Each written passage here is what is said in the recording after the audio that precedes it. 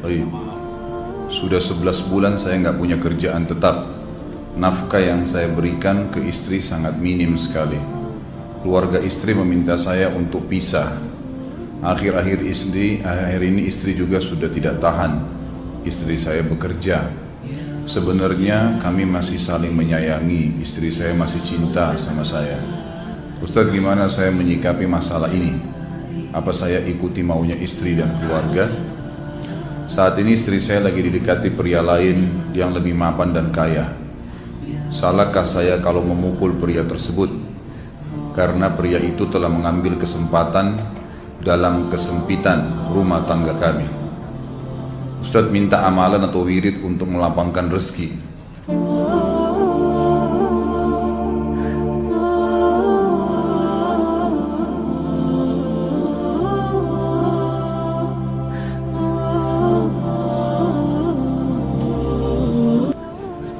Ini ada hubungannya sama tema nggak ini?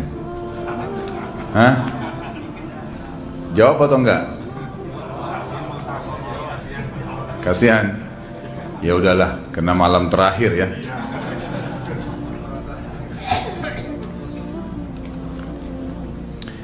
Yang pertama sekali, saya menyarankan Anda saran dari laki-laki ke laki-laki. Prinsiplah. Dan jangan merendahkan diri di hadapan wanita. Maksudnya begini, pada saat seorang wanita yang menjadi istri Anda membutuhkan Anda, tunjukkan kebutuhan kita 1000 kali daripada dia. Dia sayang, dia perhatikan, dia siap berkorban. Kita harus 1000 kali lebih hebat daripada itu. Laki-laki memang penaung. Tapi kapan dibalik? Kalau saya pribadi, kapan dia tidak butuhkan, menunjukkan kebutuhan, saya 1000 kali tidak butuh sama dia. Untuk apa Anda merendahkan diri di depan seorang wanita yang kalau memang dia tidak bisa menjadi seorang istri? Karena kapan wanita sudah menyombongkan diri di hadapan laki-laki, tidak akan ada wibawa sama sekali. Ini poin dulu dalam pembukaan. Dan selalu saya sarankan siapapun ikhwah yang minta saran saya dalam masalah rumah tangga, yang paling pertama ini saya ucapkan, saya bukan menyuruh Anda menjadi keras, bukan. Tapi saya mengajak Anda untuk punya prinsip dalam hidup. Wibawa, pemimpin rumah tangga. Dibutuhkan, kita butuh. Tidak dibutuhkan, ya sudah. Masih banyak gantinya. Dia mau ganti laki-laki lain, silahkan. Ahlan wa sahlan, silahkan. Allah akan gantikan penggantinya yang lebih baik. Dan itu harus bisa kita punya prinsip. Memang begitu. Kalau ini kita terapkan dalam kehidupan kita, kita akan sangat mudah hidup. Terkadang subhanallah ada pengorbanan berat. Berpisah dengan meninggal, berpisah karena masalah dosa yang dilakukan oleh pasangan kita, jelas haram. Kalau ada seorang istri hanya karena masalah suaminya kekurangan ekonomi mau berhubungan sama laki-laki lain, wanita apa ini? Cinta itu pengorbanan, kasih sayang, bukan hanya pada saat mampu kemudian disayang, pada saat tidak mampu kemudian ditinggal. Subhanallah. Hati-hati, hukum Allah subhanahu wa ta'ala berlaku. Akhwat, yang jadi istri, ikhwah, yang jadi suami, harus tahu pasangan kita itu punya Tuhan sebagaimana kita punya Tuhan yang sama. Dan Allah itu maha adil. Memang dalam kehidupan kita ada naik turunnya. Dan makna cinta adalah pengorbanan. Itu sebenarnya. Kalau hanya kita kantongnya lagi penuh kemudian disuka sama istri, pada saat lagi tipis, lagi masalah, kemudian dia mau berhubungan sama laki-laki lain, na'udzubillah min dzalik. Wanita apa ini? Kalau saya tidak naungin. Kalau saya nggak naungin. Kamu mau sama dia silahkan. Silahkan jalan. Kalau saya, istri saya sangat tahu prinsip saya. Kalau kamu merasa ada laki-laki lain yang kamu anggap baik, atau kamu mau ingin memasukkan pendapat keluargamu dalam rumah tangga saya sehingga kedudukan saya sebagai suami tidak didengar lagi, silakan pilih keluarga kamu. Tidak ada masalah. Jadi jangan jadikan sebagai beban. Oh, nanti kalau pisah saya hidupnya bagaimana? Saya melarat. Ini kenapa ini? Saya mati kalau nggak sama dia, ya mati bener nanti. Gila kalau nggak nikah sama dia, gila kalau siapa ini? Ini kenapa ini? Keluar dari bingkai hidup itu. Seorang muslim itu hidupnya mulia. Dia dihormatin, dia menghormatin. Dia dihina, tinggalkan. Allah SWT tidak menyuruh kita menghinakan diri, tidak boleh. Kalau wanita ini misalnya, istri ini yang dikatakan tadi masih mencintai suaminya, dia hanya sekedar minta kerja, ya, garis bawahi kalimat ini ya, dia hanya sekedar minta kerja untuk membantu nafkah rumah tangga, ahlan wa sahlan, jempol, nggak masalah, bagus itu. Sampai suaminya mapan, itu baik. Tapi dalam kondisi masih status istri punya hubungan sama laki-laki lain, naudzubillah min dzalik, mana ghirah, mana kecemburuan positif yang telah Allah pelihara dalam diri kita, nggak boleh. Pada saat seorang sahabat pulang ke rumahnya mendapatkan istrinya selingkuh dengan laki-laki lain, tidak disebutkan apakah berhubungan biologis atau tidak, tapi yang jelas sahabat ini sampai kaget masuk ke rumahnya temukan ada laki-laki lain. Dia bingung mau lakukan apa. Dia pergi ke Nabi SAW lalu berkata, ya Rasulullah, saya pulang rumah istri saya lagi sama laki-laki lain. Maksudnya dia pandu saya harus buat apa nih? Apa yang terjadi? Subhanallah, Sa'ad radhiyallahu anhu, sahabat Nabi mulia, menghenuskan pedang mengatakan, ya Rasulullah, kalau terjadi pada rumah tangga saya akan penggal dua-duanya. Dua-duanya saya penggal nih.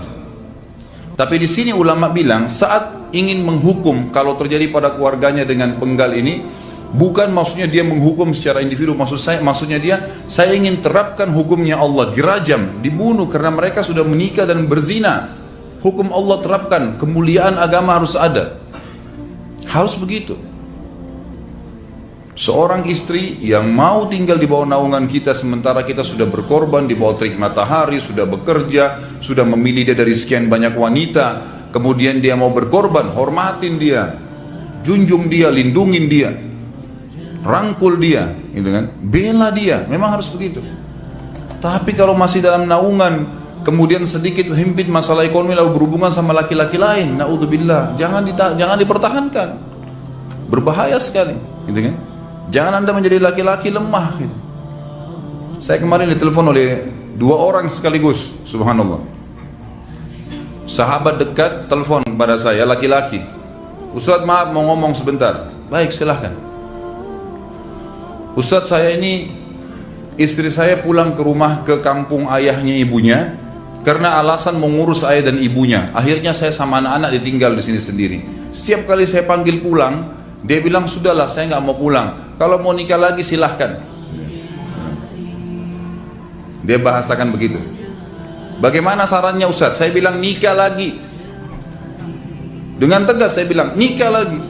Kalau tidak terbuka pintu fitnah. Perempuan itu kenapa harus pilih orang tuanya? Tidak boleh secara syar'i, nggak boleh. Sudah menerima akad nikahnya seorang laki-laki, laki-laki itu yang dinomorsatukan di atas ayahnya, nggak ada alasan. Kalau suami izinkan boleh urus orang tua, kalau nggak diizinkan tidak boleh, nggak boleh. Bagaimana dia tinggalkan suaminya sama anaknya? Kaget itu saya katakan begitu. Iya, bahkan sekarang hukum poligami sudah wajib bagi Anda, nggak boleh, wajib sekarang. Ini ragu mau melangkah seakan-akan poligami itu dosa, padahal dia ditinggal oleh istrinya. Bagaimana bisa ini? Ada laki-laki seperti ini nggak punya prinsip, harus melangkah. Dia sudah dapat jawaban saya, dikasih ini Ustaz, teman saya juga mau bicara, masalahnya sama lagi. Ustaz, istri saya tinggalkan saya, Ustaz, kayak mau menangis. Sebentar, jangan pakai nangis laki-laki. Apa ini cengeng? Ditinggal wanita nangis, subhanallah. Orang nangis itu ditinggal meninggal Rasulullah SAW, ketinggalan sholat subuh berjamaah, itu nangis. Nggak jadi jihad, nah itu nangis. Ditinggal perempuan nangis, la ilaha illallah. Allah ciptakan perempuan lebih banyak daripada laki-laki. Ini bukan menurunkan martabat perempuan ya. Artinya harus seorang pemimpin itu punya wibawa. Nggak bisa, kalau nggak akan dianggap remeh nanti. Istri itu dinaungin, dilindungin, dididik, diberikan haknya ia. Berikan berlipat-lipat penghormatan sebagaimana dia berikan satu penghormatan, nggak apa-apa. Tapi jangan sampai menginjak martabat seorang pemimpin, tidak boleh. Akhirnya saya sampai bilang sama dia, akhi, ambil keputusan. Kamu mau balik sama saya berumah tangga di sini, atau kamu pilih rumah orang tua kamu? Oh, saya pilih orang tua saya, baik, saya ceraikan kamu sekarang. Assalamualaikum, tutup telepon, selesai. Jangan lama-lama. Cengeng sekali, udah sujud sama Allah, saya masih berat cintanya Allah. Ia minta kepada Allah subhanahu wa ta'ala, minta gampang dihilangkan dari hati. Sebagaimana dia datang dia bisa keluar, gampang itu. Subhanallah ya, jangan terlalu mencintai dunia berlebihan. Kalau saran saya, kalau istri anda ini tanya baik-baik, kalau kamu bekerja hanya karena mau bantu nafkah rumah tangga sekarang, ahlan wa sahlan, silahkan. Selama pekerjaan halal, antar dia ke tempat kerjanya, muliakan dia, jaga, jemput pada saat pulang, anda pembelahnya, begitu.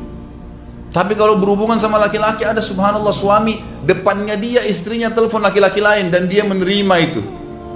Mana ini? Dalam agama haram, wallah haram itu hukumnya, nggak boleh. Itu namanya dayuth dalam agama.